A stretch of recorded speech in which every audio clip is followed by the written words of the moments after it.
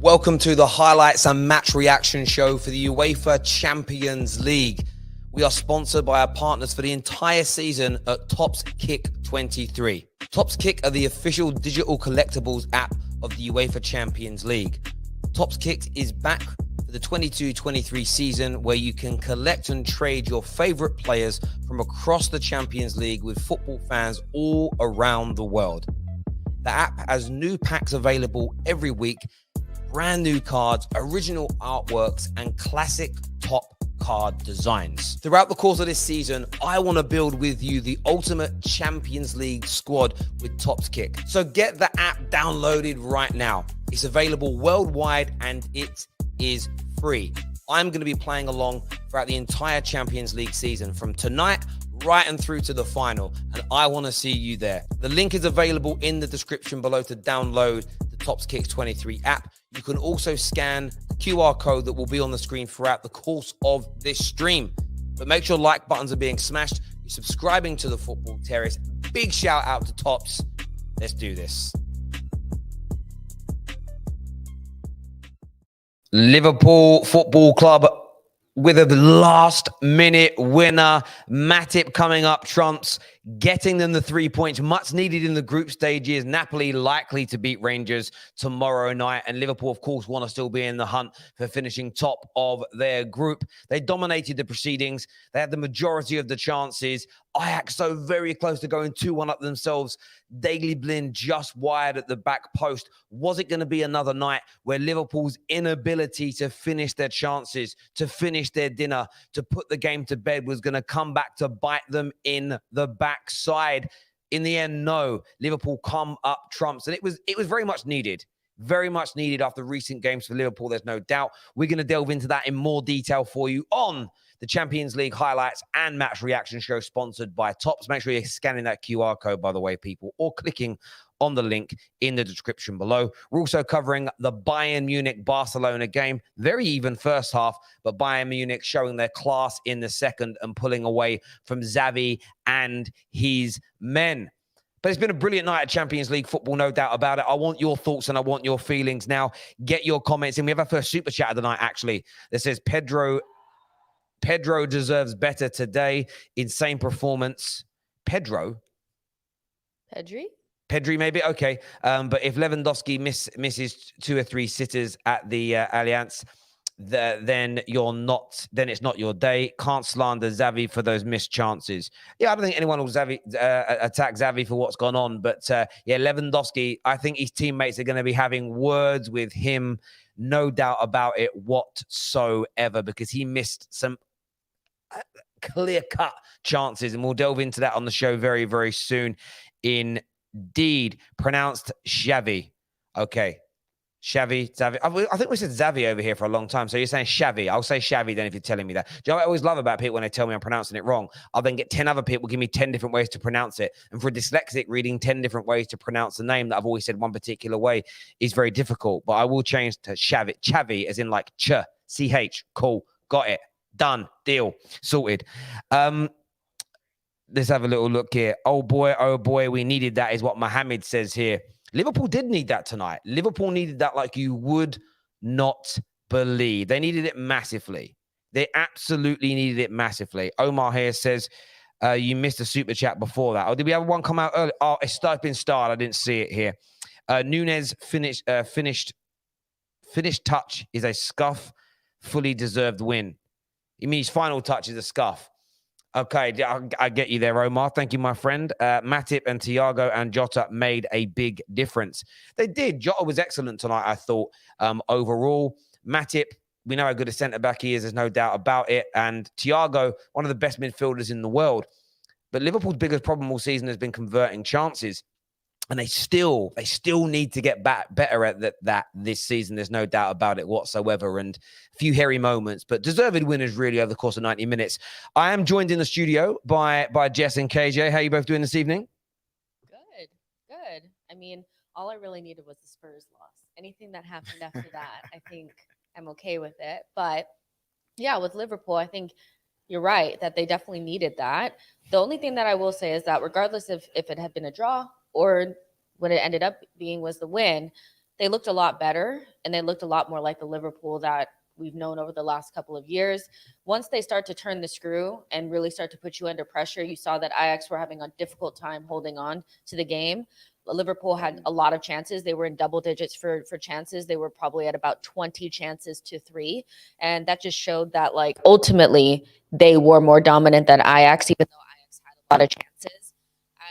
You know, Terry is saying that the biggest issue was the finishing off chances, but I just think they needed to get some of their more experienced players in there, and they needed to have a more robust midfield. They needed Thiago to come back. They needed Matip to come in for Gomez.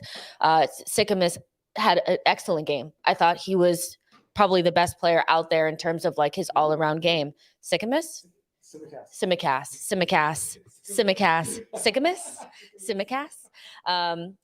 So I thought he was quite good. And then having Jota up there, they started to look a lot more like themselves. So yeah, I know that they didn't finish all their chances, and there's some people in the chat saying that it should have been 5-0 or a bigger scoreline. But I think that it was a very close game, and go ahead. No, it was, and this is the Liverpool of old, I think, in terms of it was just end to end. The football was heavy metal. The football was high paced and high impact. You know what I mean? And there's a lot of combating fouls, a lot of duels, and it was, to be fair, it was just a good game of football, like a very exciting game of football. Shout out to Ajax. Ajax are madmen. No matter where they were on the pitch, they were playing out from the back. It was insane. And they always do this thing where they would get like halfway towards like the other end of the pitch after doing the pass. After doing the passing play, and then they'll just ruin it with the third pass in the play, or the fifth pass or the sixth pass. So it was just a good game of football to watch, and I'm very happy with the game in terms of watching it, in terms of result. It pains me that Liverpool won, but it was coming, especially with those corners. All of those corners were dangerous for Liverpool today. Van Dijk and Matip were getting on the end of every single corner, and the goal was always going to come from a corner today. So you got to respect that they got that consistency going throughout the game. And yeah, they were just too much for Ajax to handle in the end. No doubt. There's a comment here that says what you're saying now, Teza. I think they're obviously referring to my tweet about Trent's defending. I stand by it. Trent, again, hugely culpable in another Liverpool goal. I don't even think it's Trent's fault anymore. I'm only responding to you because you made the comment. I wasn't really going to bring it up, but you're calling me out. Trent just doesn't see danger. I don't think he's lazy.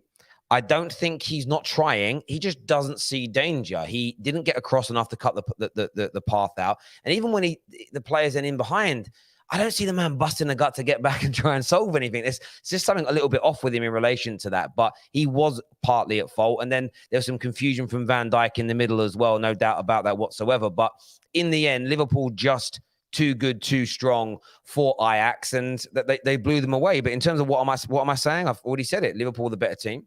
Liverpool deserved to win. Liverpool were the more dominant side. I said all those things. So, I mean, what else do you want me to say? Like, you tell me, my friend, exactly what do you want me to say? Do you want me to get down on my knees and gargle on Jurgen Klopp? What do you want me to do? Like, legitimately, it was a good win. You deserved it. But when Trent makes a mistake, I'll call him out. When Van Dijk makes a mistake, I'll call him out. When Trent does something brilliant, I also praise him. And I've said that many, many times before. And in that second half, he was so much better as well. Like, he defended well. I remember the times where the players were standing him up, and he dealt with it.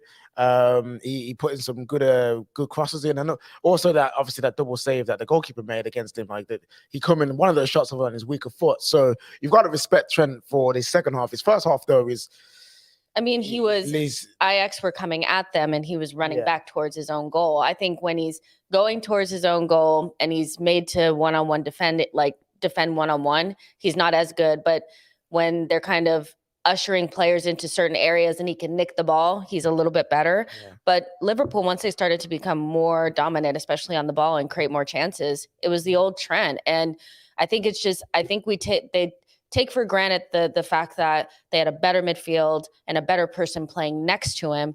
Matip is better than Gomez. And so we had somebody there that could actually help him out a little bit. And then you had a better midfield. So those things do make a difference. Trent has never been good at defending. He's it just has never been that. It's just Liverpool were better, and he was exposed over the last couple of weeks. So yeah. I think.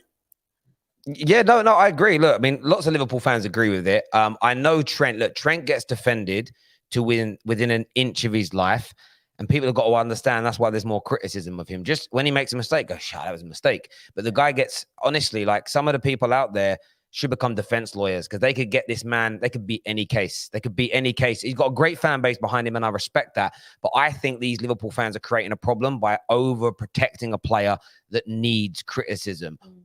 Or his role changed slightly. And I think that now he's having to do more defending because they haven't got the work-like midfielders in there covering that position. He's just being exposed a little bit more. And that's the nature of a team. A team is meant to work together to elevate a player's strengths and to cover their weaknesses. That's the whole point of a team. What we now call in the modern day game is we say our individuals are system players. Every player over the course of history, actually, let me rephrase that. Most players over the course of football history have been system players. They have strengths and they have weaknesses. And as the best teams get the very best out of players and protect their weaknesses. It's very normal. Most people understand this. Yeah, talking about system though, Klopp made a vital change for me that made it so that they had more chance to win the game, and that was at the striker position. I think Jota coming back into the team was so helpful for the way that Liverpool played. He was pressing well. He was always a constant threat going forward. Yes, those times where he was selfish and maybe could have passed, but you've missed that driving force from the central area. Like Firmino is obviously like getting on now. He's no longer the same Firmino that he used to be. At Darwin Nunez, like you, even in the cameo that he made, there's still parts of his game that he needs to improve. So seeing Jota in there today is a position where I think he needs to now be that starting number and false nine. But do you know what I like about Darwin Nunez though? And I know he's getting cooked online right now for like jeering up the crowd after he missed. But again, I like that. In terms of the attitude of the player, I would much rather see that than somebody's head go down and they start sulking and it impacts him mentally. The one thing with Darwin can have 10 bad touches on the bounce, miss 3 sitters on the bounce, but he is ready and hungry for that next chance to try and put it away. So that element of him, I think, is really good. But Klopp's got a lot of work to do with him to turn him into a striker that's going to be good enough to make Liverpool champions of England and champions of Europe again. Well, the thing about it is, like, you look at players and because of their price tag, you automatically assume that they're supposed to be something right off the bat. You know, we saw today that with Sporting, you know, you've seen it with Porto, you've seen it with these teams that come from the Portuguese league, that even if they're the best team in that league, there's still a gap between those teams and those players and the top players in the world. And Darwin Nunez, if you ever watched him prior to going to Liverpool, he was always very raw. This was always what was going to happen. But Klopp, once he gets his, you know, I don't want to say it's probably the wrong phrasing, but his hands on him. But you've made that worse than it actually needs to be.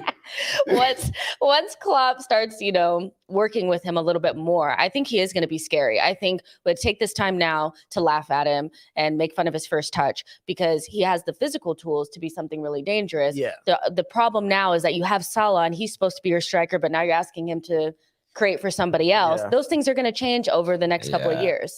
Again, I don't think Darwin's a massive problem for Liverpool. They do need to score and take more chances as a team. And I think you could throw Luis Diaz into that mix as well. He always seems to want to go for like the complete corner, like the top corner, bury it right in the corner. Just get it on target sometimes, mate, and you'll score. It's always like that precision he's going for is a little bit too much.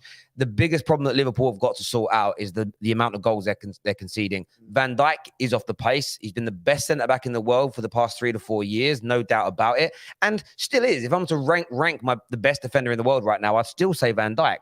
Not on form, just in generality. But on form, he's in a bad position. And Trent Alexander-Arnold also needs to fix up because so many of the goals are coming through that right-hand side. And you can't concede the amount of goals Liverpool are conceding and expect to win anything. They've got to improve that. It's so strange that like it seems to be like mainly those two. Now, obviously, I'm not a Liverpool fan, so Liverpool fans can correct me about certain goals where it was this player and it was that player, and that's the reason why we scored.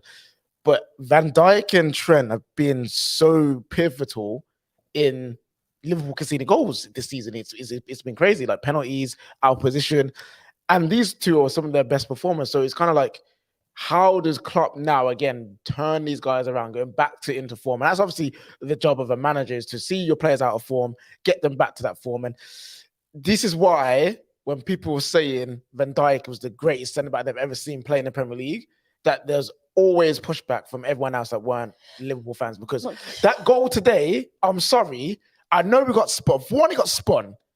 That's one thing. And I know the shot was absolutely amazing, and it was powerful. But top centre backs, they lean into that shot. They lean into block whatever the body they can get. If it's their head, if it's their foot, if it's their backside, they will try and get in front of that shot. With Van Dijk recently, it just seems like I'll put my arms behind my back, and if it hits me, it hits me. If it doesn't, it doesn't. Well, I think with the whole like, oh well, Trent and Van Dijk are the best players that I've seen in this and that, you're probably like 15 if that's what you think, because then that means you haven't seen a lot of really good players in your lifetime. I think it is kind of disrespectful to say that some players that have only been at the top of their game for 2 or 3 years, 4 years, 5 years are better than players that did it for a decade. You know, that's what you're really talking about.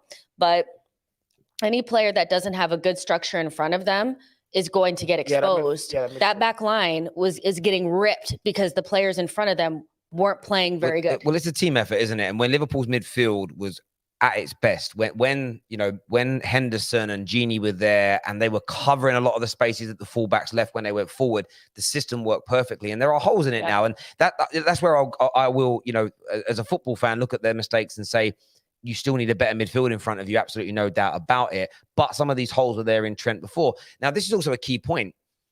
If Van Dijk's going to get that legendary status of being in the top 2, top 3, top 4, top 5 centre-backs in Premier League history, if Trent really is, as Dom Hussam, who's backstage, has said, he's the greatest right-back in the history of Premier League football, then we'll see them bounce back from this. They will bounce back from this and get back to their very best. However, you're still open to criticism, and you should be criticized when you're going through these moments, because that's what happens to the best players in the world, especially the greatest of all time, when they're in bad patches. But viewers, we want your thoughts and feelings. Calls coming up very, very soon. I've got some super chats to do here.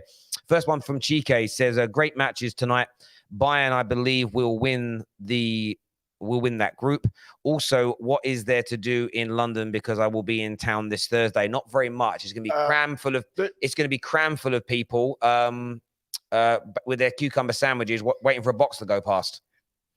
There's that, or you can watch the greatest European competition known to man. Oh, true. Yes, get to a bar. Yeah, Europa League nights are on. What's that Europa League nights are on. BT Sports? What's that tune? It's Europa nights. Yeah, that one. Yeah, you got to watch it. That's a banging. I was saying when we were in the game, like the Champions League is built up like an epic, like Lord of the Rings trailer. The music is brilliant. The classical orchestra. And the Europa League, they advertise it like, what's his name's? Is it Drew Paul or RuPaul's Drag Race? That's what it's advertised like. It's cheesy. We're back, baby. Oh, no. Yeah, no. Ain't my cup of tea. Elliot needs time. VVD and Trent need to fix up. I think you mean defensively. There is what Omar's got to say. Blessings in disguise are getting Martinez over Timber. I agree. Martinez is clear of Timber. That's all I'm going to say. I like them both. They're both, but come on now. He's better. If Trent Alexander-Arnold is that bad, then why does Klopp keep playing him? Can it be that Klopp doesn't need Trent to defend that much? Or do you think you know better than Klopp? Stop this. Listen, I'm just going to say this now. This is Hassan's burner account. It has to be Hassan's burner account, right? What country did Pete? That can't be Jordan. Has to be. There's no way Jurgen Klopp says, it's all right, Trent. Don't defend. We don't need you to defend. He's a defender. That honestly, bruv, that is a good little defense. That's a good little defense. But no, I think Trent's a very good player. I've praised him many, many, many, many times. People think I hate on him. I don't. But when I see a mistake, I've got to call out a mistake. I'm not going to sugarcoat it, because he's the best crosser in the league right now. Maybe KDB, but he's definitely up there. Right, we're going to do some calls right now. Get them like button smashed. Make sure you're subscribing to the Football Terrace and download Topps Kick 23. It's the best digital collectibles app in the world. If you like collecting, player cards, if you like collecting and playing, you must have played Top Trumps when you were a kid. You've got to get this app downloaded. Their Champions League fantasy game starts very, very soon as well. And I am going to cook each and every single one of you at that when it comes out. This is when we're going to really test the football knowledge of the Football Terrace community and our panelists and hosts as well. So get it downloaded now. It's available all around the world. It's free of charge. Scan that QR code you can see on the screen or click on the link in the description below. But first on the terrace, Hassam's going to be with us now to have his say on this 2-1 victory tonight. Let's go. Welcome back, my friend. Congratulations on the win. Give me your thoughts. First of all, I want to say big up to everyone at the studio and everyone in the comment section as well. And I do agree with Jess for the first time ever. I thought Sikamas had a fantastic game. When it comes to the Liverpool game today, I'm just so happy that we won a game of football. Like it's desperation stage at this point in time for me. I'm just happy we won. Like I just don't give a shit about anything because I am just so happy we actually won a game of football for the first time in my life. In the last 5-6 years, I'm happy that the international break is here. I actually need a break because this is just so mentally taxing. It's just so unbelievable. I'm actually happy the international break is here. Like I'd rather watch Jordan play football. It's just so like draining mentally. I thought, look, in terms of performance, I thought the performance was great all around from us. I think like this is Look, Bournemouth is an anomaly. Forget the 9-0. You can never use that as a measuring stick. The same way, you never used your 9-0 against Southampton as the measuring stick. You can't use games like that as a measuring stick because it's just like a game where everything goes right for you. I think this is the first game since the start of the season where we had a great performance. And I'm talking about like overall performance where everyone was just doing really well. Now, two things I want to say. First of all, I never said Trent is the greatest right back in Premier League history. Second of all, Terry, let me finish this point so you'll understand it completely. At Liverpool Football Club right now, what's happening is there's open season. So there's 3 people right now in the studio. If, just for the sake of argument, Terry has a Trent agenda, Jess has a Van Dijk agenda, and KJ has a Salah agenda. One of them will ask me about Salah. One of them will ask me about Van Dijk. One will ask about Trent. A City fan who wants to run Rodri is better than Fabinho will ask me about Fabinho. Everyone just wants to ask me about different players because the truth of the matter is as follows. Bar Alisson, I cannot hand on heart say anyone has been good for us this season because they've all not been good. Every single one of them have not been good. Trent's not been good. Van Dijk's not been good. Gomez has not been good. Robertson's not been good. Fabinho has not been good. Henderson, Milner, everyone, like no one's had great performances. No one's like took it by the scruff of the neck. No one I can say he's at least performing like he has last season. So the point is, and I've made this point before, it's just like who you have an agenda against more. Who you have an agenda against more? Because people tell me, because if Terry, for example, had a Salah agenda, he'd start this video by saying, Mo Salah finally scores a goal, for the 3rd time in the first 8 games. He misses Sadio Mane, blah, blah, blah. So it's open season. Have your fun. Have your fun. That's all I'm saying. Because, this is your time to enjoy. So enjoy it. Hassan, see, that's your way of just deflecting by not having the conversation that Trent is playing probably his worst football defensively since he's been in the Liverpool team. And I get your point. That's a great deflection tactic. Everyone just has an agenda. I don't do it. The viewers will say, yes, you do. I don't have agendas. When Liverpool were the best team in the world, I said you were the best team in the world. When Van Dijk's performing at the highest level in the world, I say that. When Trent was performing impeccably well, I say, wow, look how good he is right now. When he's playing poorly or makes mistakes, I also call it out. The difference is, I've heard people like you say that Trent has no obligation to track his runners. Klopp lets him have a free roll, so he's ready to counter-attack. Like, that's some of the weirdest defense of a player I've ever heard. Team, though. Like, look, it's just different. And by the way, Terry, you're saying that. What just happened in the studio proves what I said. Because you spoke about Trent, and then KJ spoke about Van Dijk for the goal. So, who? But they're both. But if Van Dijk, hang on. But if Van Dijk was performing at Van Dijk's level, he wouldn't be getting spoken about. Yeah, but I've already said that. I've been honest. I said 10 outfield players, not one of them have played at their level. I've admitted that already. I have no problem saying that. Not one of them have played at their level. My thing is, I'm just stating a point that every week we're going to find the reason to blame Trent. Someone else is going to find the reason to blame Van Dijk. Someone else is going to tell me Salah isn't scored. So it's open season because everyone's not playing. Well, The point is Sam. The point is even I like understand that, but that's it's actually bigger football. than this discussion. No, It's but systematic failure right now. Sam, I understand that, but you make content. You do spaces. If everyone just went on spaces and made content and spoke in generalities, what's wrong with Man United? Everything. End of stream. It's a bit weird, isn't it? You have to talk about specific 100%. things. And when you're reviewing a game, so we're not on a top 6 show where we're reviewing the problems of Liverpool. We're talking about this specific game. And Trent and Van Dijk were hugely culpable for your goal. So to ignore their moments, same as if you had a striker today that missed 3 or 4 sitters and you drew the game, you'd focus on those sitters because they're pivotal moments. You don't just say it's okay, Darwin, for missing because 3 other players had bad games as well. You have to, when you match review, you review the match, right? 100%. I just don't think today's goal is blamed on Trent, to be honest with you. I think it's Van Dijk and Elliott. I think it's Van Dijk and Elliott more for me. Okay. Fair enough. So, but I've already said Trent's having a bad season, so I'm not lying. I'm not defending him to the point. So I get what you're saying, but also it's not like we didn't mention Tsimikas or Jota or nothing good about Liverpool today. We did mention good about Liverpool today. So obviously we're going to highlight if Trent and Van Dijk had amazing games, we will be talking about them longer about how amazing they were.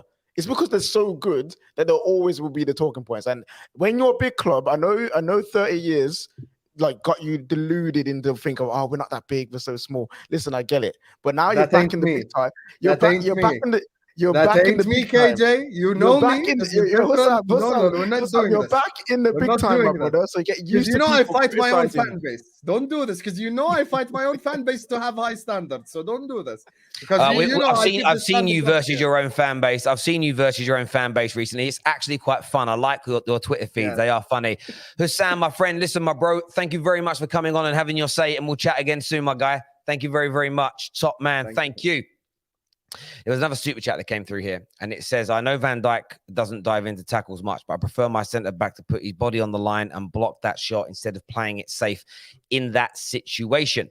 Exactly. Van Dijk's just randomly been off the pace this year, just in so many tackles. Even when he gave the penalty away against Napoli, thought, that's whoever it was. It might have been, what was his name? Usherman. I thought, he's dived. It's gone down easy. And then you watch it back and it's actually trodden his whole foot. The thing is, that's the second penalty he's conceded this season. Remember, he did the same thing. Yeah. But yeah, there's still lots to fix there. Next call, we're going to go to Jeremy's on the show. Jerry, sorry, is on the show. Jeremy. Jerry is on the show. What are you saying, mate? Well, you're trying to write off my name here, Terry, man. I've only started this internet journey and you're killing me already. But how you guys doing? How's the studio doing, man? Yeah, good, my friend. Good. Obviously, you're happy with the win. Performance was pretty good across most areas. Give me your thoughts, mate. I mean, I'm happy. I mean, look, I think echoing what Hussam just said, the performance across the board from Liverpool was much, much better on all fronts. So Trent's been, he hasn't assisted in the Premier League all season. You saw his attacking output this game. Tsimikas was amazing. Matip coming in was a big boost. Obviously, having Fabinho pairing up with Thiago in midfield as well did benefit us.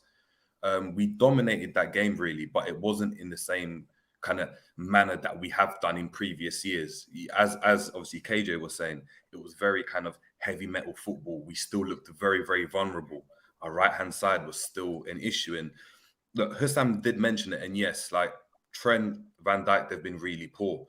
But when you've got 9, 10, 11 players that have been really, really poor all season, it does gear towards a systematic issue because it's not now an issue in terms of you don't get in football, you never get 9, 10 players all really playing really badly unless they're being instructed to do the wrong things. I was happy to see Jota. I think Jota coming in really, really, I think he's an in-between player. So you got polar opposites with obviously Bobby and Núñez. So Núñez is obviously your big target man type of striker. You got Bobby, who's obviously the false 9. Jota falls somewhere in between, so he doesn't do the hold-up play as well as Bobby, and obviously he probably isn't as good of a target man as Núñez is. Well, hopefully, but he's in between, and we saw our play was much, much better. We pressed much better.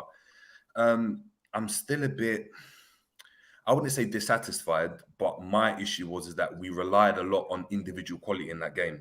So Matip driving with the ball. That's not a system. That's not reinventing ourselves as Klopp coined in the last game where he said we're really bad. We need to reinvent what Liverpool do. This was putting players in place that can do a job to a better level. So obviously Matip is better than Gomez. So he's going to go and offer more on the pitch, especially on the offensive end. I mean, the amount of times he drove through the back and was laying off passes, that gives us a different dynamic in the midfield. But was there a massive change from what Liverpool done? I don't know. I don't think so. I don't know how that puts us instead for the season. But it was a good win regardless. Do you think Klopp needs to do this though until he figures out what's happening next in terms of Liverpool? Or do you think he's reverting back to a bit of maybe older tactics, older style of play? Because it's like, right, I'll go back to what I know while I try and figure out how to integrate Nunes. How do I change it up? How do I stop this right-hand side from happening every week? Do you think he's just changing it up to more of an older style just to steady the ship a bit and then we'll change again? I mean, that is an argument that you could have. My worry with that is Klopp's teams have always been about high intensity running. And I don't know the stats for this particular game, but for every game we've played this season, from the Fulham game, we've been outrun by every opposition. That includes the Bournemouth game where we won 9-0. So, yeah, so this kind of intensity, that's what Klopp relies on. But our players can't do it to the level. I mean, we saw it. How many times did Kudus spin Fabinho in the midfield and catch us on the counter? Usually the midfield back up the forwards with the press. We're not as effective at doing that. I understand we've got players like Elliott coming in, who's not, obviously defense isn't his strong point. But still, I think our running stats are so low, we can't go back to how we played. That's why I'm so adamant on a reinvention of tactics and systems. No, I'll make you right, JJ. I feel like Liverpool. I remember having this conversation, and maybe it's as you get older, you've experienced more things, but you've also become a bit grumpy in explaining them sometimes. So you often get the younger generation not listen. That's why none of us often listen to our parents. Old, chatting at a cloud. The way Liverpool have played for the past 4 or 5 years has been scintillating, but I saw this with Man United. I've seen this with great Arsenal teams. I've seen this with Chelsea teams. You have to adapt how you play, otherwise you get found out. And also, systems and tactics changed. What are we now, 2012? 10 to 15 years ago, there's a style of football that everybody wanted to play. It's called tiki-taka. Tiki-taka, tiki-taka, tiki-taka. Nothing's going to beat tiki-taka. You can't beat tiki-taka. And then, I don't know if everything has, I don't remember the name of all the different styles, but then you had Real Madrid and Bayern Munich, and it was like they could play football as good as tiki-taka, but they were a little bit bigger, a little bit more physical, and they run harder. Yeah. And they kind of bullied it off the football pitch. Who plays tiki-taka now? Of course, Pep has parts of tiki-taka, still part of his system, but no one speaks about it anymore. Why? Because football continues to, I wouldn't say evolves as such. It's a cycle. It's a cycle. It's trends. Exactly. So I look at Liverpool, a team that used to have both its fullbacks bombing forward. Maybe the subtle changes, we're going to go one up, one down. If Trent goes forward, Robertson stays back, and we create like a back three to protect ourselves. Because right now you don't have a Genie and a Henderson that are willing or able to do the dog work and cover the ground that the fullbacks give up. Exactly. It's subtle changes that need to happen. And that's why we're kind of seeing elements of... Also, you're using Mohamed Salah as more of a creator now. Mohamed Salah's creating more. Yeah, that needs to stop. That needs to stop. Go on. Sorry, Toby. I mean, we've got to use Salah in that kind of, in that dynamic. The reason being is because, as you said, Salah out to in movement is getting red. I mean, it's very predictable. Everyone understands Salah's going to go and try come inside. He's going to make the run from out to in. What you've seen especially in teams that have a lot of the ball, you compare. I mean, look at City as an example. Their wide players are really, really wide. They're stretching the pitch because they allow the spaces for the number 8 and the striker to get into. Hence why Haaland, Gundogan, De Bruyne are able to get in the half spaces and really, really create.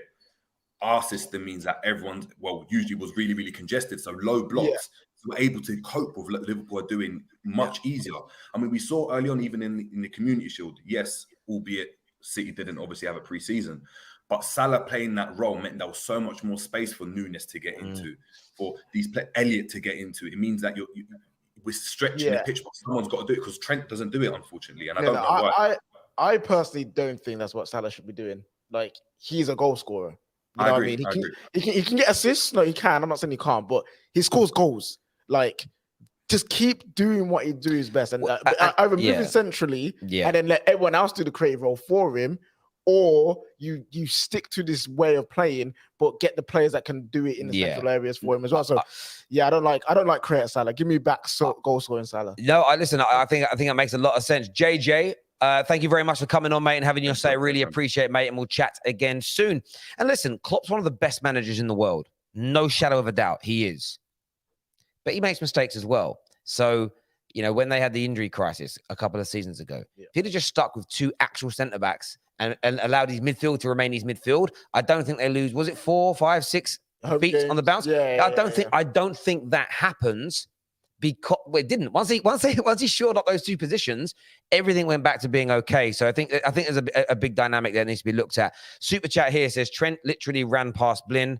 VVD and Trent's defensive success is tied to Matip and a press-resistant midfield. Salah, you use your right foot for F's sake. Listen, football breakdown. Don't you be talking on my guy Daly's name, bro. He's an older guy now. He's not the same. He shouldn't be playing left back. He is because he's talented, but he shouldn't be there.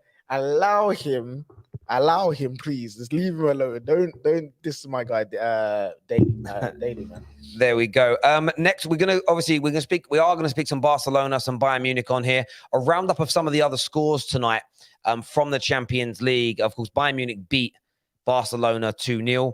Inter Milan beat Victoria earlier on today 2-0 as well in Group C. In Group D, we know Spurs got battered tonight 2-0, and they were outplayed and they were outclassed. And we were denied, by the way, in my opinion, one of the greatest Champions League goals, a goal that the late, great Maradona would have been proud to have scored. A goal, in fact, just what we saw from young Marcus Edwards would have been out this well, but Spurs getting battered 2-0.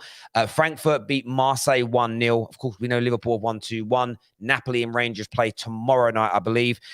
Club Brugge, one of the biggest shocks of the evening. Club Brugge 4-0 away from home against Porto. I don't think but that is a coupon buster. And again, when you get the app downloaded and it comes to picking your fantasy teams, this is going to show people that have got great football knowledge. How many players you could have probably put 2 or 3 Club Brugge players in your team tonight, cheap as chips, and you'd be absolutely laughing. Bayern Leverkusen beating Ati 2-0. Ati are sinking. They're not the European power they used to be. Remember, they're what? 2 Champions League finals in the space of 4 years or something. Like they had a good time. Diego Simeone, my brother, it's time. It's time to go and challenge. It's like Game of Thrones. It went on too long.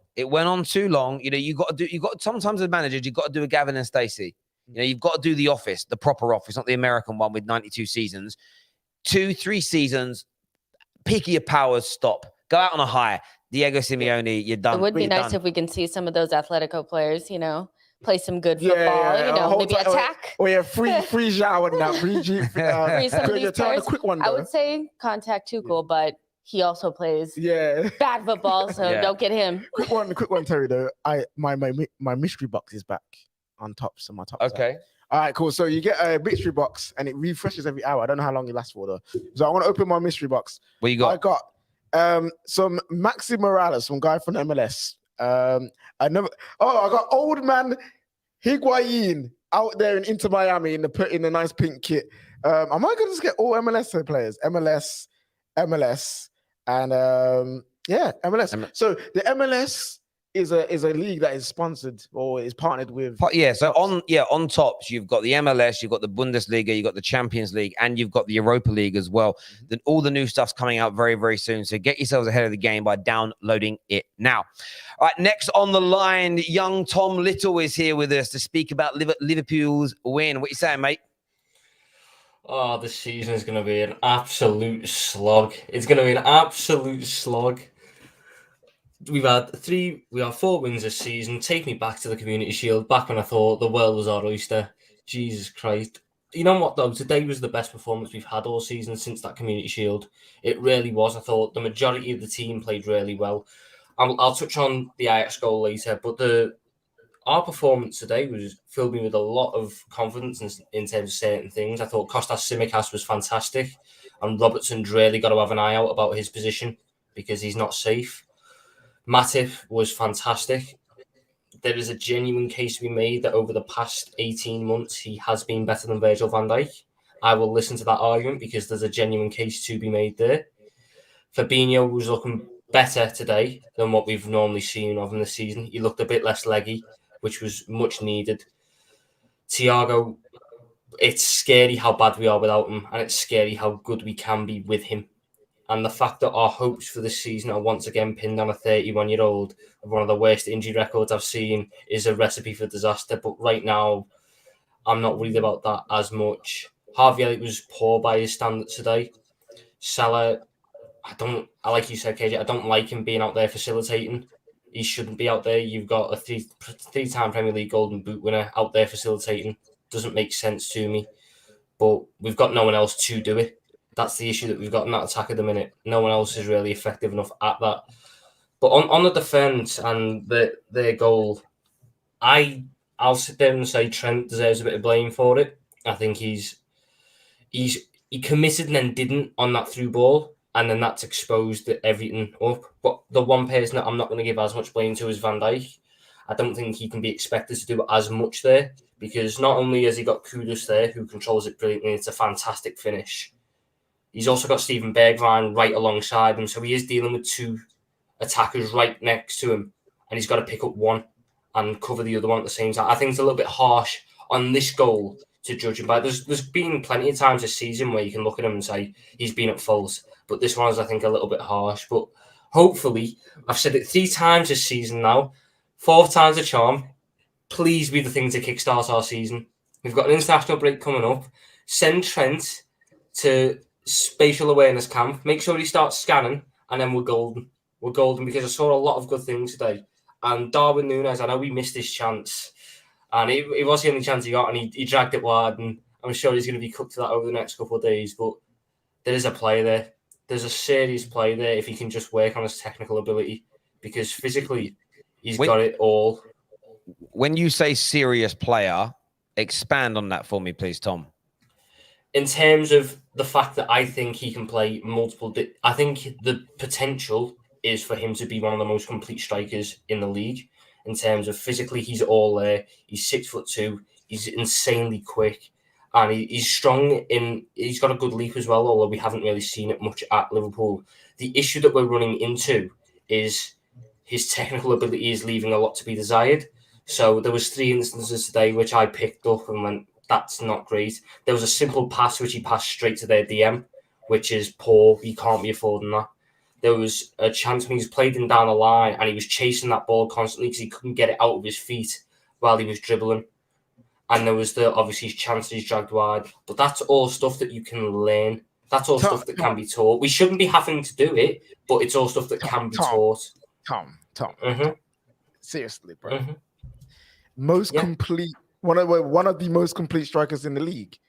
Mm-hmm. I know technical ability is something you can learn and improve upon, but I believe there's a limit. Like Lukaku, remember Lukaku's a big man now. He's like almost 30, and everyone was telling me that the technical ability was improved. Man, combat is still the same thing. I think he might. I'm not saying he's completely set, but I don't know if he's gonna come from this level to like that level. Like it's gonna be very hard. What you want from Darwin Núñez is for the things that you talked about, like his speed and his physicality and those things to be refined, and for the team to react to him and build a team around him for the future.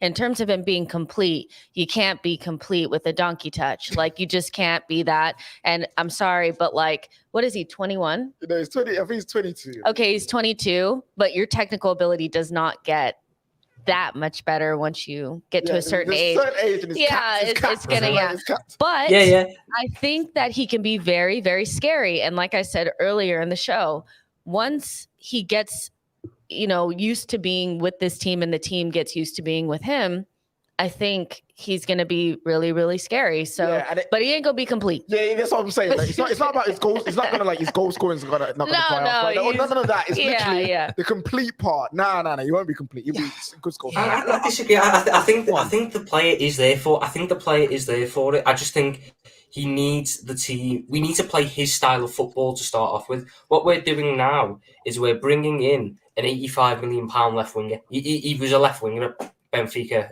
for the majority of the time, and we're playing him up front in one of the most physical leagues and just sort of chucking him in there. He does need a bit of time. I'm liking what I've seen in terms of the movement is very, very good. The technical, it's not going to come on leaps and bounds, but I don't think it's as bad as people make out. I think there's a middle ground where he's at the minute. I think it's just inconsistent. I think it's just because there's some times where he has a fantastic touch. There's some times where his passing is brilliant. It's not bad. It's not like he never does it. It's just it's incredibly inconsistent at the minute. And whether that's a confidence thing, and as he plays more with the team, as he gets further ingrained into the system, it will all start to come together. Or if it's just something that he needs to work through. I do see in terms of potential there, the idea that he can be one of the most complete strikers in the league. Not in the world, but in the league. You're Tom, you need to go Specsavers, my friend. I think this is blind hope. Well, no, I honestly, I think the only thing that Tom said that was probably a little bit off was the complete striker thing. But, you know, when you really you want him to touch the ball less. That's really what you want. You don't want him playing like Jota or like Firmino. Once you switch that around, he's going to be good. He's going to be dead. My biggest question here is, when was he a left winger?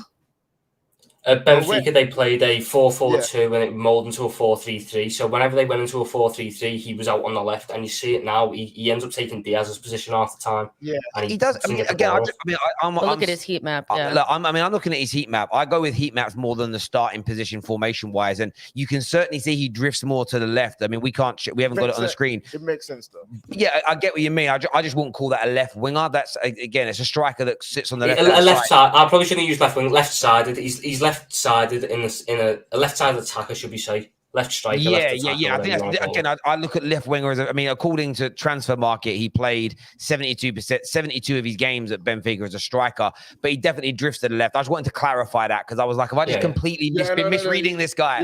But another good point that you just brought up is the fact that he did play in a two-striker system at Benfica, so that's probably going to take him a minute to learn how to lead the line. The thing is, we could play a two-striker system as well. We have the players there to play a fantastic two-striker system. I think Nunes and Jota, there is the potential for a really solid link up there in terms of how they both operate. I think Nunes covers physically for what Jota does.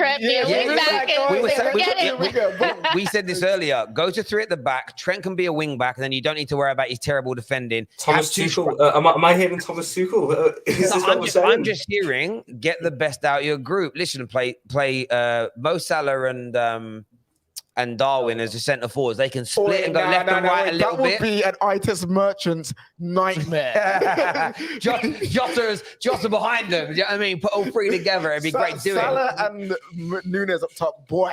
In the midfield, you've got play Milner and Henderson as the workhorses in the middle. That's what you've got to do. It'd be brilliant. Beautiful. There we go. Listen, young Tom, thank you very much for coming on, mate, and having your say. We'll chat again soon. Thank you very much indeed.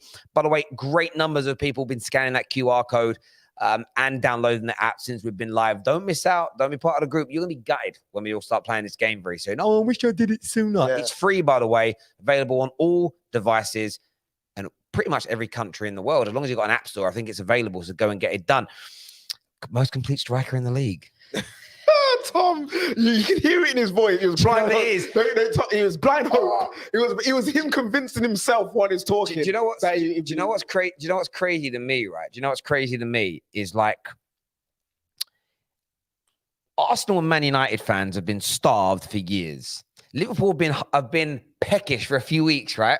They have a good performance, and we've got one of the best strikers in the league. He's going to be. Come on, Tom. I think Tom's gone a little bit too far. I think there's a good finisher in there, but complete forwards. I think Harry Kane, and he's never going to be Harry Kane ability-wise. He'll probably win more trophies than Harry Kane. In fact, he's won more trophies since he's been in England than Harry Kane. Well, let's put it this way: Haaland is not a complete striker. Do you know what I mean? So if he's not complete, I don't think Darwin is going to be complete. Again, it's this football phases thing. We went through a phase with like the Firminos and a little bit the of false like nine. The false nines, the complete striker who can dribble, he can pass, he can do all these things. It's slowly going back around number nines. Predatory. So we don't need Tom. You don't need Nunes to be a complete striker. You just need him to be good. You know what I mean? You need him putting that ball in that back of the net and not headbutting people. Talking about talking about strikers and being complete. He weren't so complete tonight. Lewandowski, he got some He got some answers. He's got some crimes to answer for tonight. Oh wow. I mean, if I'm in that Barcelona locker room, I'm gonna be like, are you wearing a wire? Because you're 100% an agent. Like, you're definitely spying on us. You're definitely giving away trade secrets. Like, this guy missed 3 sitters. Like, he just did exactly what it's like the opposite. Like, I thought that he was going to put those chances away and really embarrass Bayern, but it was the opposite, where you just completely flop it. And I thought Barcelona had enough chances to make that game a lot closer. He weren't an agent. He weren't. I tell you what it is. You man let me watch anime will know, yeah. You know when the main character gets No, listen. You know when the main character gets into a fight with his friend and he's clearly better than him and could destroy him, but he doesn't because of sentimentality. That's what it is. Man was too sentimental. Man got a flash of his times, of the sextuple, he's all these trophies at Bayern, the 9 in a row. He saw that flash before his eyes and then missed. That's what it is. Too sentimental. This I'm was not ruthless in Oh, it. go ahead. No, I'm gonna say, look, I think it's sentiment in there, but it's subconscious. Like the other day, I was racing Lady Freya, and I was gonna beat her, right? Because I don't let my kids win anything. But then her lips started to go, and I'm like, oh no! So I pretended to fall over, and she won the race. And she said, and then she walked up to me and said, "I'm crap." She said the word "crap." Couldn't believe it. And I think that's what happened to him tonight. He loves Bayern Munich, and he's kind of left. He's with someone new. I don't think he's completely over his ex yet. I don't think he's completely over his ex. I don't think he is. And he's like, oh, no, I can't do it to you. I'm sorry. And he let his team down tonight. He let his team down big time. Yeah. I think also what you have to look at is like, because I thought Barcelona were going to be a lot better because of how they're playing now in La Liga. Like they've been doing so well. They're smashing all these teams, and they got kind of, I guess, maybe the Arsenal treatment a little bit. Yeah. Like we were talking about, like who have they played yet? Who have they played yet? And KJ did say it, and this was their first big test, if that's what you want to call it. And they didn't do as well as they probably should. I thought Dembele, he looked like Pepe. Yeah. He was tripping over himself. Rafinha was non-existent. And you just saw the class of Bayern. And we also said that Bayern, when it comes to the Champions League, a lot of times, like, they'll turn up. Yeah. They drew a couple of games and people, we were legit talking about this, like, during the day. And the people were like, oh, yeah, but look at Bayern and that things. I said, don't worry about Bayern.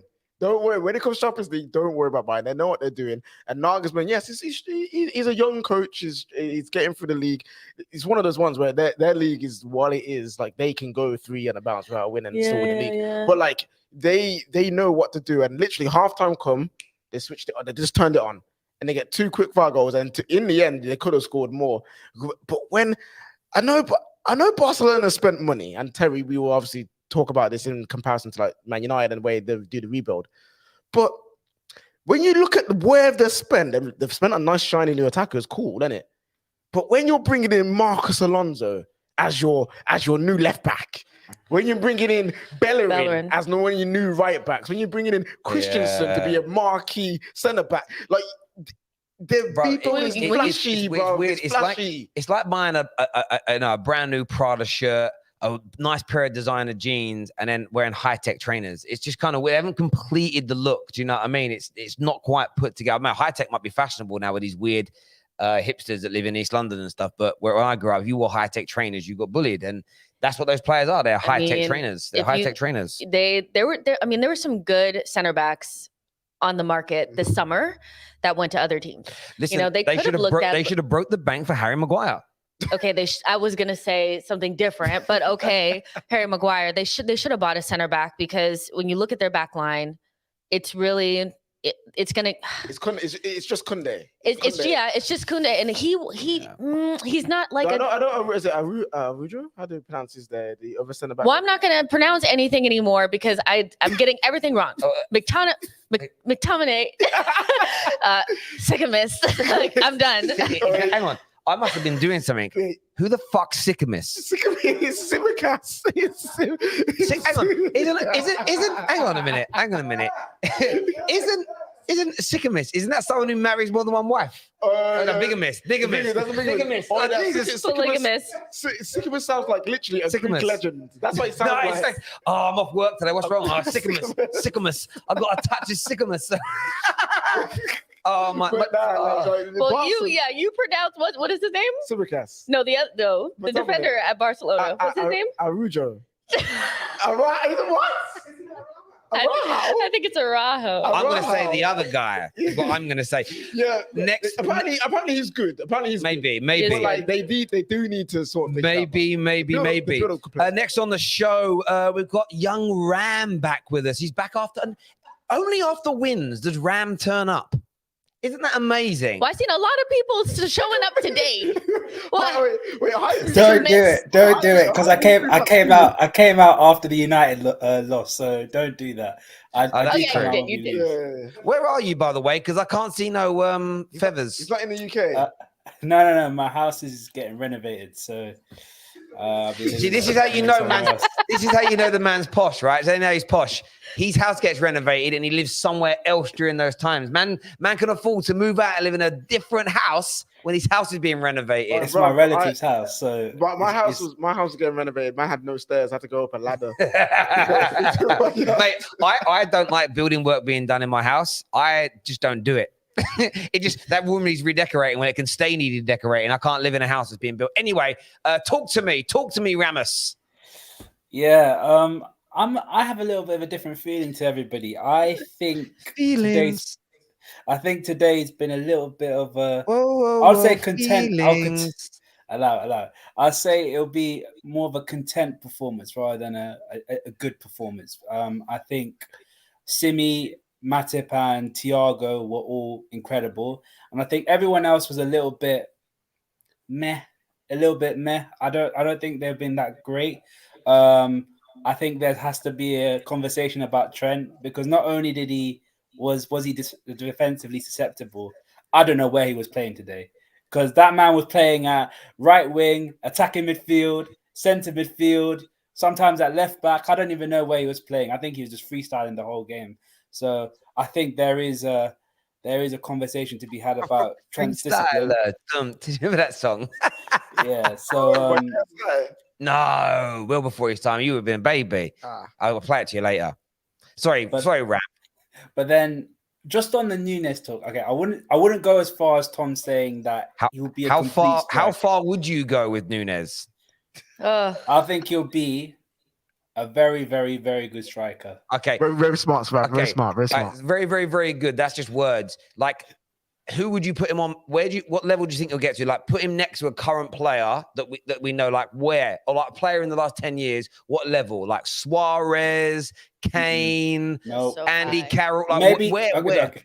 A level below Suarez and Kane, because Kane, Suarez, and Lewandowski, that generation were just so a level below world class. That's high. So what? Like Olivier Giroud? Not Giroud. Do you guys remember? Yeah, like Aubameyang. Yeah, Aubameyang when he was at Dortmund. I think he can be at that level still. It's good level. I actually think that's attainable for him. Is that 70-80 million pounds worth of level though? Arguably, when Arsenal did buy him, he was worth that amount of money, because he was scoring goals and he was doing stuff for Borussia Dortmund. And with that level of player, he could help us to win trophies, the big major trophies as well. So I do believe he can get to that level. And I think also it's a case of his mind wants him to do something. So he has the mindset of, I need to cut in and do this. I need to take the ball on and drive with it. But what is his body saying, Ram? His feet is not saying, I can't do that yet. We can't go fully in with that. He's cancelled. Let Papa Klopp sort him out. But yeah, the only thing I can hold on to. Papa Klopp. Wait. He's an old man. Okay, I'm sorry. This is getting out of control. No, listen. By the way, I want to put this comment up. No one's hating on Nunes.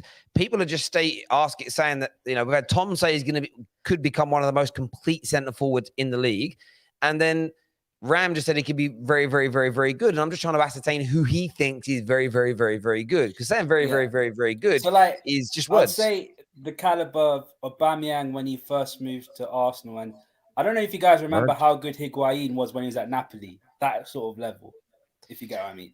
But yeah, I think that's very, very fair. I don't think he'll ever be at Harry Kane's level, like Aguero's level. Could it be Cavani? Could be Cavani. Cavani. When Cavani came to the Prem, I actually thought he was better than he ended up being. I mean, I'm talking he's overall, like sometimes he'd control the ball poorly. Sometimes his passing was a bit off. But then he'd try and chip a ball from 40 yards and I think one went in and he missed some. So every now and then you saw brilliant technique. It just wasn't quite consistent. But Darwin Núñez is the stereotypical out and out centre forward, like Ian Wright, Michael Owen. Michael Owen was more pace, but he's a goal scorer. He's a goal scorer with good ball ability. That's it. Good ball ability. A bit like Fernando Torres. Instinct. A bit like Fernando Torres. Yeah, but Torres was a bit more elegant. Yeah, and this is the thing. It's like cycles within football because all these kind of attackers went out of fashion, in the last 5 to 10 years, and nobody thought they'd come back. And now they are. And then again, in another 10 years, it'll be the number 10s and the false 9s back again. And these things happen. I miss a good number 10. Ram, listen, me old mate. Thank you very much for coming on. Liking the hair, getting longer and longer all the time. Thank you. Are you going to tie it up at Darwin? Are you and Darwin going to do like a little couple's haircut? We'll see.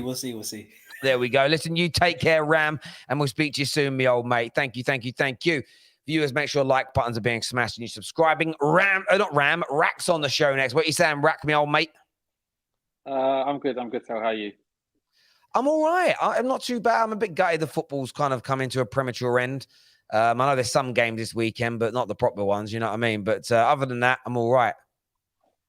Yeah, for sure. It's a bit bizarre how this whole cancellation thing's going on. But yeah, it's about today's game. I'm glad we put on a decent performance today because we needed it. It's been a tough few weeks, and you're right what you were saying a little bit earlier. Like Liverpool fans have been going through a bit of a tough time for like a few weeks, and all of a sudden we're losing our shit, just like every other fan base does when you go through the shit period of time. Like that's why I always say all fans are pretty much the same. Like everyone says, oh, our fan base is the best. We have the best away fans. We have the most dedicated fans. It's all nonsense. We're all the same. And over the last few weeks, there's been some serious soul searching going on, and. Look, we needed that. We needed that performance. We deserved the win. I think overall we were the better team. We dominated most proceedings. Ajax kept it tight, and they deserve credit for that because it's probably wasn't an easy game for them. But we just about did enough to win the game, and we need to take that and move forward, and bring that form into the league and the rest of the Champions League group stage. Yeah, listen, I do. I mean, I'm kind of enjoying watching the kind of. It's not even a personal thing. I just remember being told by Liverpool content creators 3 or 4 years plus ago, they said that our fan base would never have meltdowns, would never ask for a manager to be sacked, would never turn on our players, would never be toxic online like Arsenal fans, like Man United fans, like Chelsea fans. That's the only reason that I kind of want to see Liverpool go through turmoil more than the Man United fan in me, just to be able to turn around and say, why do you think you're different human beings from the rest of us? We're all the same. Like, that's the crazy bit. We all do.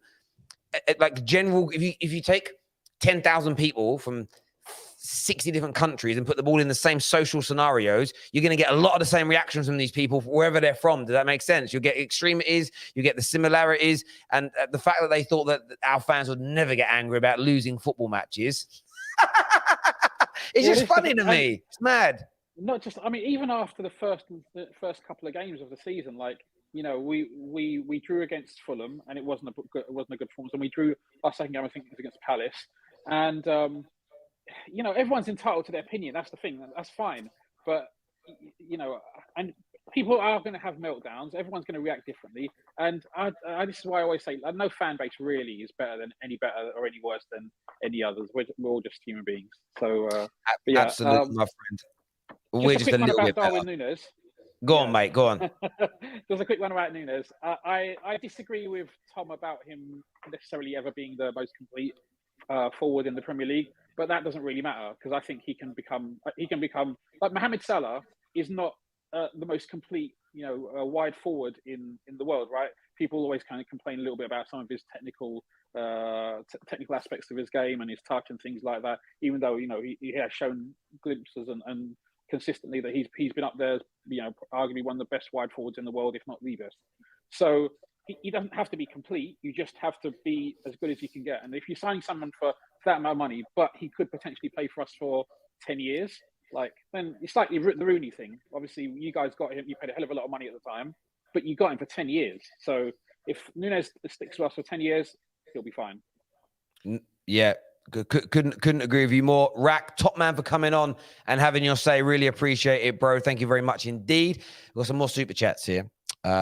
This one here says, that's why Fergie is the GOAT. Always replenish squads ahead of time. If Klopp's position would already have signed replacements 2 years ahead, at end of the Klopp era. Do you think it's too soon? I mean, they just won tonight, so it should be more positive than this, but it's too soon as that's the end of Klopp's era, right? I think it's not too soon to say it's no, it is too soon to say it's the end of Klopp's era, but I think it's not too soon to say it's the end of the FSG era at Liverpool. I think because of FSG, Klopp would not be able to replicate something like a Fergie quick enough. Oh, you mean FSG will stop it being the Klopp era, not that Klopp's finished and past his best. I get that. It's probably the tail end of this group, and that's the gap in between them. You know, that time period trying to replenish the squad. Who knows what's going to happen? You know, football moves on. You see Man United, Arsenal, Chelsea are all starting like a new era of their club. Can Klopp and Liverpool maintain, or will they kind of drop away trying to replenish a squad that was so great? Because these players are not going to be able to play forever. This is what happens. You only got to look at, I know it's sometimes less noticeable in team sports, but if you look at single sports, fighters, tennis players are a great example. You'd have seen like Federer, competitive for years after he won his last slam, and then suddenly you look back and go, it's been 4 years. It's been 5 years since you won a major tournament. Serena Williams, I know obviously Serena Williams has got older, she's had babies, but if you look back and go, oh gosh, she hasn't won one in a while now. And that isn't any slight on these goats of those sports. And the same could be said for individual teams. Liverpool will keep being good. They'll go through little periods and they'll keep being good, making top four. And then you'll look back and go, you know, Chelsea are a great example of that. Like they're the last great team they had.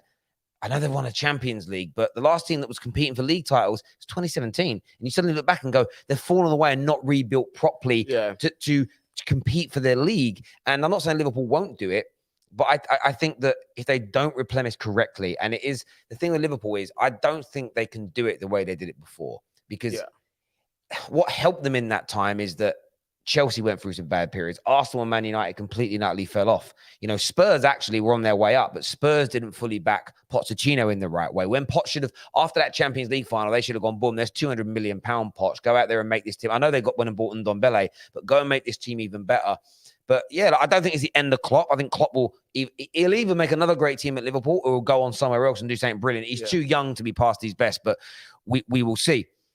German football in safe hands. Yeah, listen, Masala is pronounced right. Musiala, sorry. I don't say Masala. That's a dish, isn't it?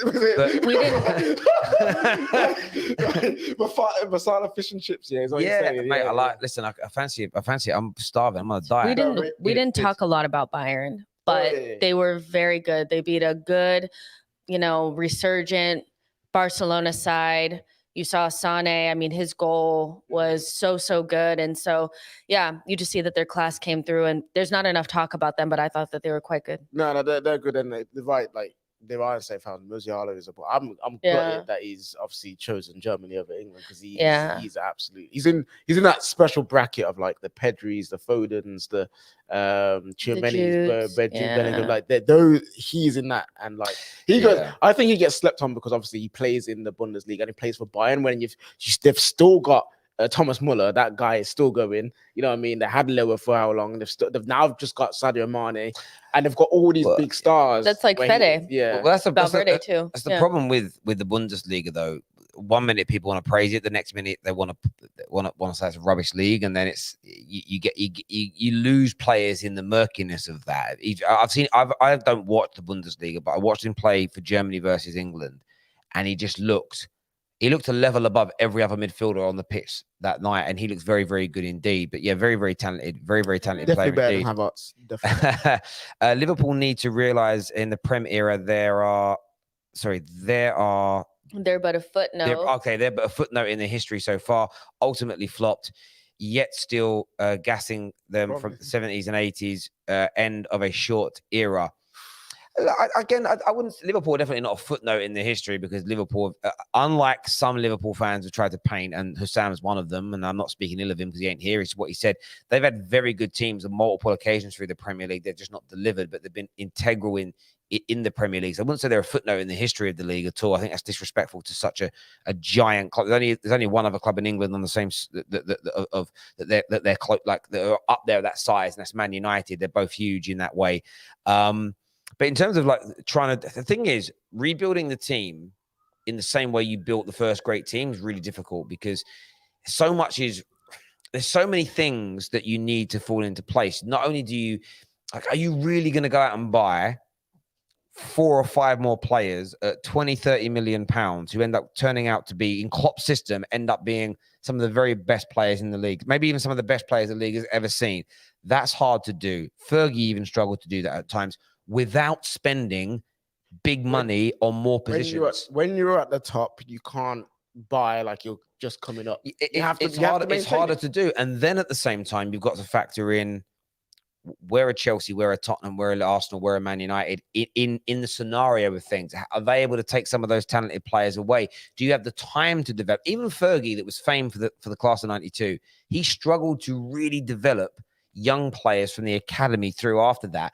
He bought some, Rooney, he bought Ronaldo, because the pressure on maintaining winning had changed. When he was bringing the class of 92 through, he'd already won. The world was kind of different and it worked. But then what happened is you had Chelsea's money. The Premier League generated more money for other clubs. You then got Man City's money that came through, and it became harder and harder to do it the same way. It was like, we have to go out and spend. And obviously Man United ended up, that tweet before, that comment before, that Fergie always rebuilt. He didn't, his final squad. Now, he was looking to move on and retire, but he couldn't, because Man United were actually financially restrained from doing that by the Glazers. It was only the new TV deal money in the summer of 2013 that enabled the club to start spending like the other sides again. So you have to adapt and do things differently if you want to maintain winning. You just have to, because Chelsea changed the playing field. City changed the playing field. So Fergie then, if you actually go back and look, Fergie always spent money. There's no doubt about it. But he had to change the way he did things. He bled less players through in the latter stages. He wasn't able to give Anderson in 2007, 8, 9, 10 as much game time as he wanted. He wasn't able to develop certain young midfielders. He had to bring Paul Scholes back because he needed someone that could win for him now, because the competition became so much tougher. That period between sort of 06 and 2013 is the toughest period in the history of the Premier League. And the reason I say it is there was 2 or 3 teams, 4 teams maybe every year that could have won the league. And all of our Champions League teams every year were considered as some of the favourites to win it. We haven't had that. You've had Man City and Liverpool at amazing levels, but everybody else has been a country mile away from them. Yeah. And that era. So all I'm saying about Klopp is they have to look at adapting at Liverpool to get back to the very top, no doubt. Yeah, that's where FSG comes in. Mm-hmm. That's definitely where. And that's not a Klopp issue for me. That's more the owners and the way the club's run. I'll maintain that. Now, Klopp, I'm not saying he should go out and slag them off, because we know how that ends. But I think he has to be a little... When he came out towards the end of the window, but I got it wrong, we need more midfielders, he needs to be a little more honest with these supporters. Because I think if he's a little honest with them, doesn't need to come out and say SFG is shit. Yeah. But if he comes out and says we need a little bit more, those fans will get behind him and push hard, because Liverpool fans are good at that. But they need to stop drinking the Kool-Aid and realize that you're not going to go out and spend 40, 50 million pound combined on 2 new forwards that are the new Mane and Salah. It's not happening twice. Yeah. Also, just on the FSG model, they bought a right back to try and cover for Trent. They bought him injured. He failed a medical. They bought him anyway. And he's nowhere to be seen. No one spoke about this because it's Liverpool. If it was Arsenal or Man United, again, I keep saying, if it was Arsenal or Man United made the signing of this young Ramsey kid, it would have been talked about, saying, oh, why have they done that? The reason why they can't drop Trent is because they bought a signing not ready to play football. Now, if you don't want to blame Klopp, then fine, but you need to look at FSG or why they allowed that signing to go through. No, they've got the sign. So completely agree. FSG out. Completely agree.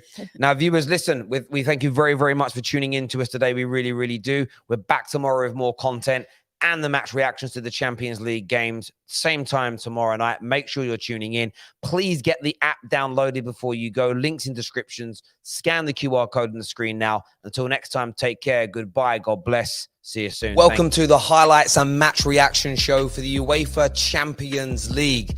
We are sponsored by our partners for the entire season at Tops Kick 23. Tops Kick are the official digital collectibles app of the UEFA Champions League. Tops Kick is back for the 22-23 season, where you can collect and trade your favorite players from across the Champions League with football fans all around the world. The app has new packs available every week, brand new cards, original artworks, and classic top card designs. Throughout the course of this season, I want to build with you the ultimate Champions League squad with Topps Kick. So get the app downloaded right now. It's available worldwide and it is free. I'm going to be playing along throughout the entire Champions League season from tonight right and through to the final, and I want to see you there. The link is available in the description below to download the Topps Kicks 23 app. You can also scan the QR code that will be on the screen throughout the course of this stream. But make sure like buttons are being smashed. You're subscribing to the Football Terrace. Big shout out to Topps.